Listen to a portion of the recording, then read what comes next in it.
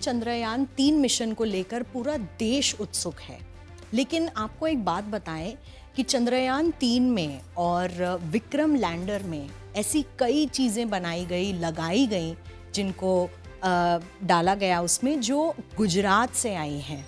हम इस वक्त इसरो के अहमदाबाद के सेंटर में हैं और बात कर रहे हैं श्री नीलेश देसाई जी से, जो यहाँ पर डायरेक्टर इसरो अहमदाबाद हैं। सर, बहुत बहुत धन्यवाद हमसे बात करने के लिए। पहले तो मैं यही आपसे जानना चाहूँगी कि चंद्रयान 3 मिशन, भारत का इतना बड़ा जो चांद पर जाने का मिशन है, उसमें गुजरात का कितना बड़ा योगदान रहा है सर? जैसा कि आपको पता होगा कि चंद्रयान 3 मिशन जो है वो चंद्रयान 2 मिशन के बाद कंसीव किया गया, उसकी कल्पना की गई। तो ऐसे देखा जाए तो चंद्रयान 3 चंद्रयान 2 की प्रतिकृति जैसा ही है, लेकिन उसमें थोड़ा सा अलग है। वो अलग इस तरह से है कि चंद्रयान 2 में एक ऑर्बिटर था और एक लैंडर था, और लैंडर के अंदर रोवर था। उसी तरह इधर भी एक लैंडर है और लैंडर के साथ प्रज्ञान रोवर करके है।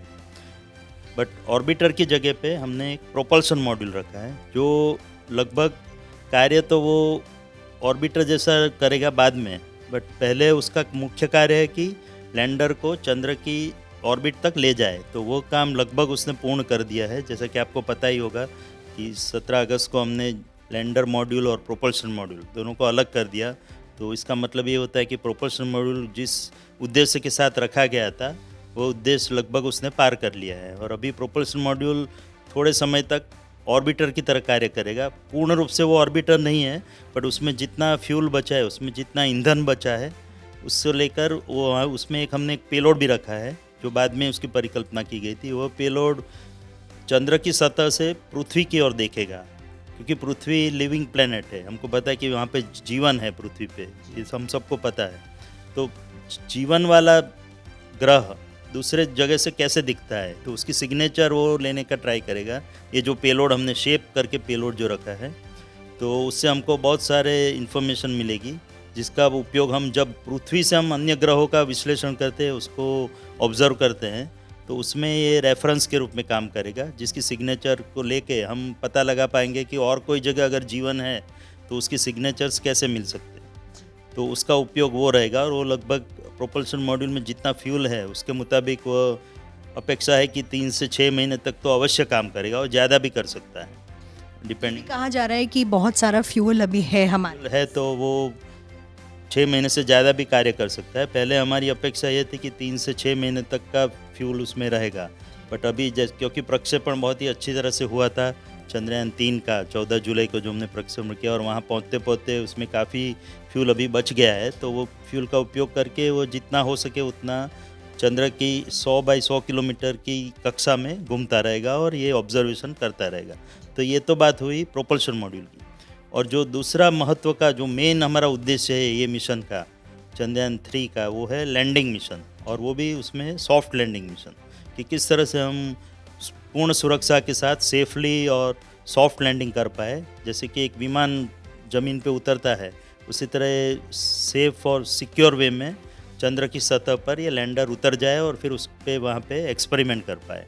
तो उस उद्देश्य में भी लगभग हम उसकी अंतिम क्षण की ओर पहुँच चुके हैं। जैसा कि आप सबको पता ही है कि अभी हाल ही में वो लगभग 115 किलोमीटर के ऑर्बिट में लैंडर मॉड्यूल घूम रहा है, और उसके बाद उसको नेक्स्ट 2-3 दिनों में वो 100 बाई 30 किलोमीटर के ऑर्बिट में पहुंच जाएगा। और फिर 30 किलोमीटर की ऊंचाई से, दूरी से हम नीचे की ओर प्रयाण करेंगे, और चंद्र की सरफेस पे, चंद्र की सतह पर उतरने का जो अंतिम प्रयास हमारा होगा, ये मिशन का अंतिम उद्देश्य है। और उसके बाद जो एक्सपेरिमेंट करना है वो रोवर करेगा। तो और लैंडर पे भी कई पेलोड है, उसमें भी हम एक्सपेरिमेंट करेंगे उसको लेकर के। तो अभी जो लैंडर मॉड्यूल जो है 23 अगस्त को शाम को 5:47 पे 30 किलोमीटर की ऑर्बिट से, 30 किलोमीटर की हाइट से नीचे की ओर प्रयाण करेगा।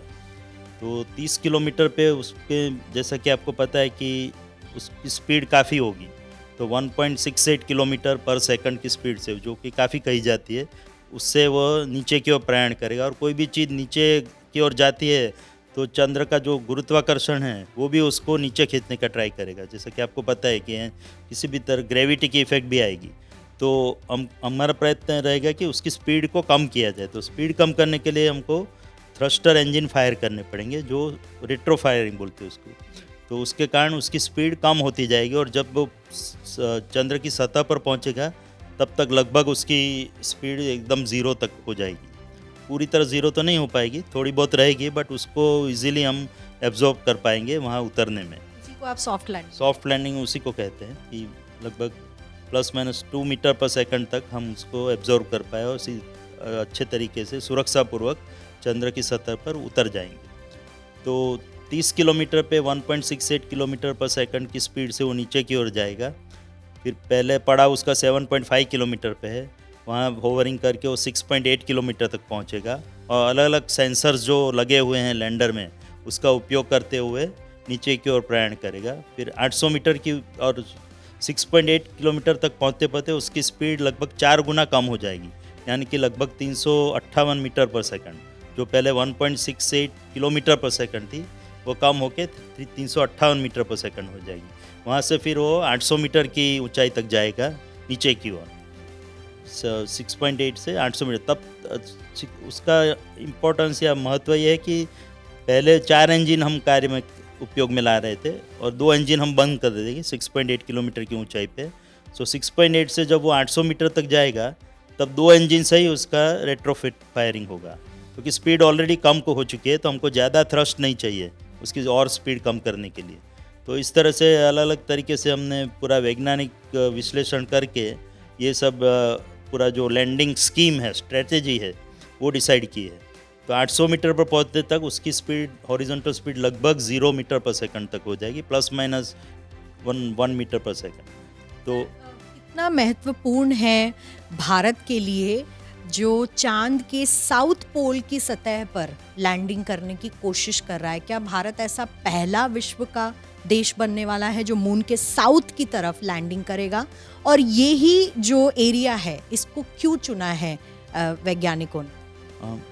जैसा कि आपको पता है कि अभी तक के जो भी लैंडिंग मिशन हुए हैं अमेरिका द्वारा या चाइना द्वारा या रशिया द्वारा, वो सब लैंडिंग मिशन चंद्र की जो विषुवत वृत्त है, इक्वेटर है, वहाँ पे हुए हैं। और वहाँ की ज़मीन क्योंकि लगभग सीधी ज़मीन है, जैसे कि मरुस्थल में होती है कि उसमें कोई उबड़ खाबड़ वो नहीं है, गड्ढे नहीं है, या उसमें ऊंचे पर्वत जैसे कोई वो नहीं है, पड़ाव नहीं है। तो इस कारण से वो ज़मीन जनरली लोग प्रिफ़र करते हैं कि ऐसी ज़मीन पर अगर उतरना काफ़ी आसान रहता है, हमको प्रयत्न कम करने पड़े।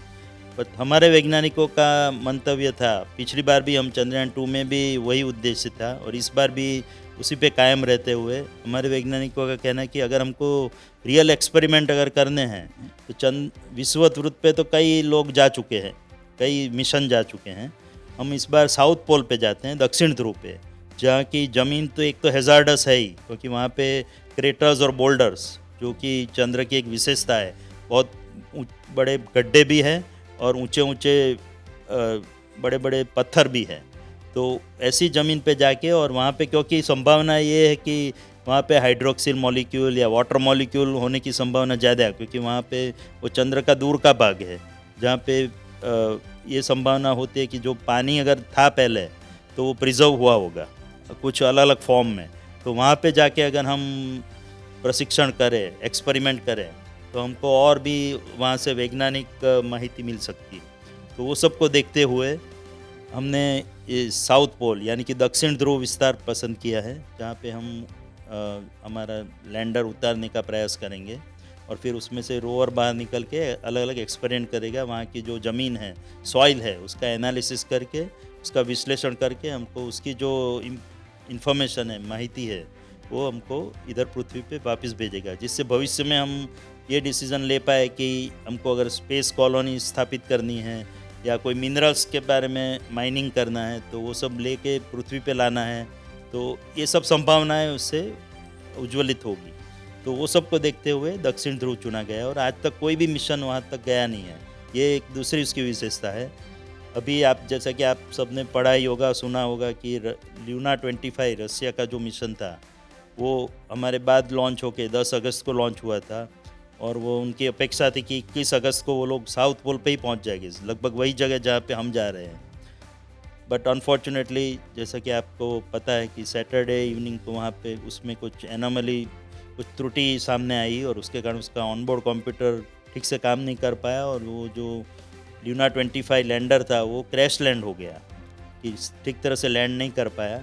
लैंड तो उसको 21 को करना था, बट उसके पहले 20 अगस्त को ही वो क्रैश होके चंद्र की सतह पर गिर गया है।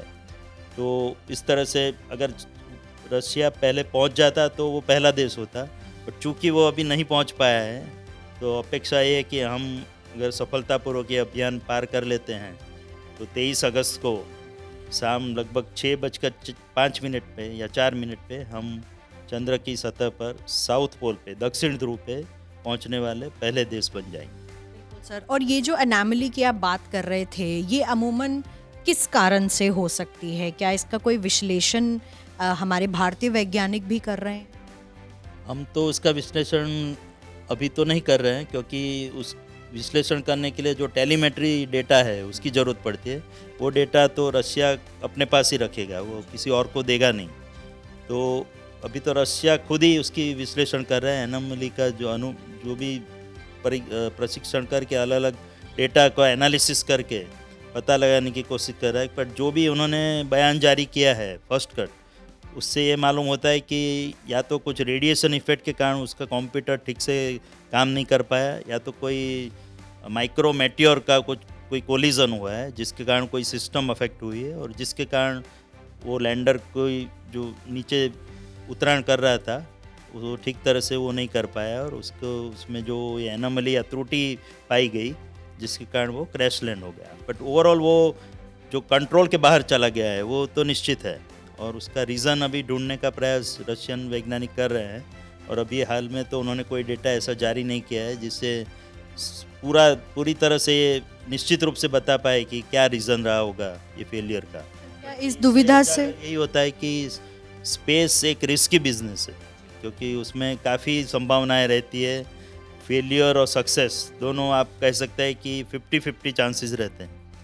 बट इस सर क्या काफ़ी अच्छा है, हमने जो भी त्रुटियां पहले महसूस की थी उसको करेक्ट करने का ट्राई किया। एक बार हम निष्फलता पा चुके हैं तो उससे सीख करके हमने जितना हो सके इसको सफल बनाने का पूर्ण प्रयास किया है। प्रयासों में कोई खामी नहीं छोड़ी।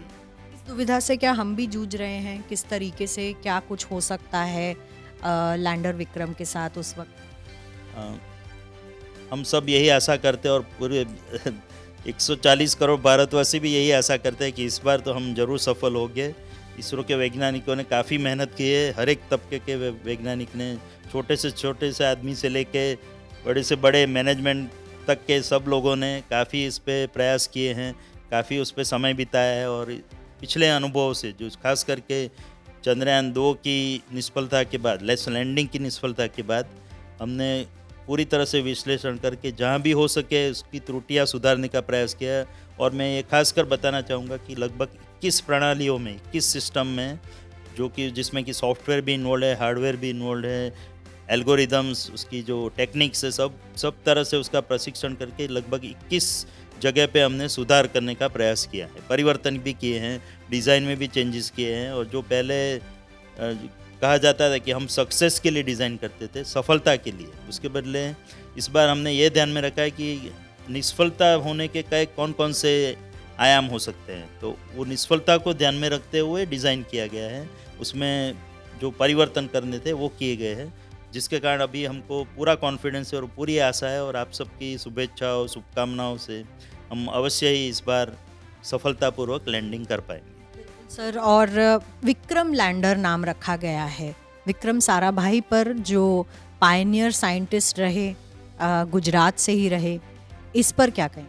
जैसा कि आपको विदित होगा कि भारत का जो अंतरिक्ष कार्यक्रम है उसकी शुरुआत यहाँ पर अहमदाबाद से, गुजरात से ही हुई है। डॉक्टर विक्रम साराभाई जब पढ़ाई करके विदेश से आए और उन्होंने भारतीय अंतरिक्ष कार्यक्रम की नींव रखी और परिकल्पना की थी, इसका जो विज़न और मिशन दिया था आपको कि हमको स्पेस रिसर्च और टेक्नोलॉजी का उपयोग सामान्य आदमी की सुविधा के लिए, उसके उत्थान के लिए करना है।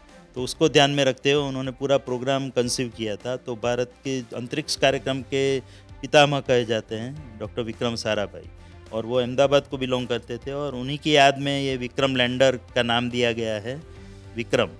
और विक्रम के बारे में रविंद्रनाथ टैगोर ने उनका मुख देख के, उनका मस्तिष्क देख के कहा था कि ये लड़का एक दिन ज़रूर महान आदमी बनेगा। तो विक्रम साराभाई तो महान बने ही थे। अनफॉर्चुनेटली उनकी बहुत कम आयु में मृत्यु हो गई थी, बट उसके बावजूद उन्होंने जो कार्य करके गए हैं वैज्ञानिक क्षेत्रों में, और जो हमको परिकल्पना दे के गए हैं हमारे अंतरिक्ष प्रोग्राम की, तो उसको उजागर करते हुए उनके सम्मान में ये लैंडर का नाम, क्योंकि ये एक अनोखे प्रकार का मिशन होगा। और जैसा कि मैंने बताया, पहली बार साउथ पोल पर लैंड करने का भी प्रयास हम कर रहे हैं विश्व में। तो इस तरह से एक अनोखा और इस तरह का विचक्षण प्रयास जो हम कर रहे हैं, उसके लिए विक्रम नाम देना ही यथा योग्य था लैंडर को, और यही नाम दिया गया। और भी चीज़ें जो अहमदाबाद से हैं, यहाँ से अल्फ़ा जो पार्टिकल एक्सरे स्पेक्ट्रोमीटर है वो भी लगा हुआ है, और जो आँखें हैं विक्रम लैंडर की, 7 जो कैमरे लगे हुए हैं रोवर पर, वो भी अहमदाबाद से। अहमदाबाद के अंतरिक्ष उपयोग केंद्र की लगभग 11 प्रणाली 11 सिस्टम्स में हमारा योगदान है। इसके अलावा जो जहाँ साराभाई ने कार्यक्रम की शुरुआत की थी, फिजिकल रिसर्च लेबोरेटरी PRL, उसका भी जो आपने बताया AP-XS एक पेलोड है जो कि एक्सरे एनालिसिस करेगा वहाँ की सॉइल की, वहाँ की ज़मीन की, तो वो रोवर पे लगा हुआ है। लैंडर पे कुल मिला के जो सेंसर मैंने बताया कि 8 कैमरा सिस्टम है, एक रडार अल्टीमीटर है, और इसके अलावा जो उसका मेन प्रोसेसिंग ब्रेन है वो सिस्टम भी हमारी यहाँ पे अहमदाबाद अंतरिक्ष उपयोग केंद्र स्पेस एप्लीकेशन सेंटर में बनी हुई है। और इसके अलावा इसके जो एल्गोरिदम्स को यूज़ करके हम जो उससे विश्लेषण करके जो इनपुट्स हम जनरेट करेंगे, और जो हमारा मेन जो लैंडर का कंप्यूटर है जिसको NGC कंप्यूटर बोलते हैं, navigation guidance and control computer, उसको जो भी इनपुट्स चाहिए, जो भी पैरामीटर्स चाहिए, वो सब कैलकुलेट करके देने वाला जो एल्गोरिदम है वो भी यहाँ पे तैयार हुआ है। और इसके अलावा एक महत्वपूर्ण बात ये भी है कि जहाँ पे हम उतरने वाले हैं साउथ पोल पे, वो लैंडिंग साइट का सिलेक्शन भी हमने ही विश्लेषण करके पूरी तरह से पहले की तस्वीरों की चंद्र की उसका पूरी तरह से एनालिसिस विश्लेषण करके वो डेटा को स्टडी करके उसका डिजिटल एलिवेशन मॉडल बना के उसके बाद ये निर्णय किया कि ये जगह पे एक 4 बाई लगभग 2.5 किलोमीटर 2.4 किलोमीटर का एरिया हमने आइडेंटिफाई किया है, और उस एरिया को 24 बाई 24 मीटर के सब सेक्शन में डिवाइड करके उसकी इमेज जनरेट की।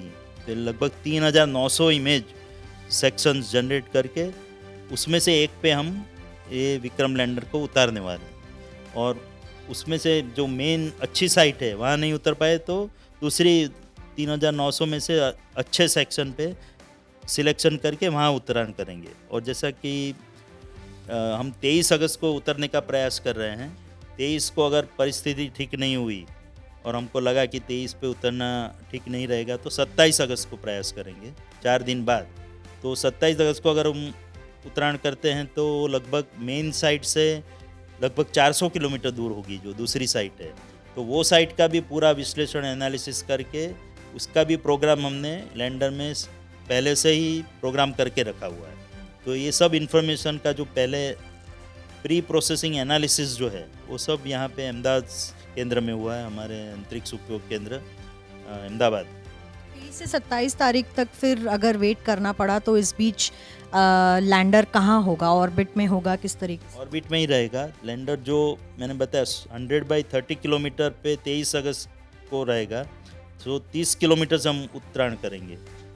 अगर हम पोस्टपोन करते हैं और 4 दिन बाद करते हैं 27 अगस्त को, तब तक लैंडर 100 बाई 18 किलोमीटर पे आ जाएगा। तो 18 किलोमीटर के अंतर से हम ऊंचाई से नीचे उतरने का प्रयास करेंगे। तो इसके लिए अलग साइट और अलग प्रकार की जो लैंडिंग साइट है, जैसे कि मैंने बताया 400 किलोमीटर दूर होगी जो हमारी मेन अच्छी साइट जो कही जाती है, बट ये साइट भी अच्छी है बट उतनी अच्छी नहीं है जितनी पहली साइट थी। इसलिए हमारा भरपूर प्रयास यही है और मोस्टली कोई दिक्कत आने वाली नहीं है। हम 23 अगस्त को ही अच्छी तरह से जो हमने मेन साइट आइडेंटिफाई की है वहाँ पे उतर पाएंगे। हम भी उम्मीद कर रहे हैं, सुनने में बहुत ही दिलचस्प लगता है, लेकिन सिर्फ एक वैज्ञानिक बता सकते हैं कि इसके पीछे का हार्डवर्क क्या है, इसके पीछे का कैलकुलेशन क्या है। और पूरा देश इस वक्त भारत के चंद्रयान-3 मिशन पर अपनी आंखें गड़ाए रखेगा और ये जो वक्त बताया गया है 6:04 या 5 मिनट शाम को 23 तारीख को पूरा देश, पूरा विश्व भारत को चांद को छूते हुए देखने वाला है। प्रीतेश रावल के साथ अहमदाबाद से मिलन शर्मा।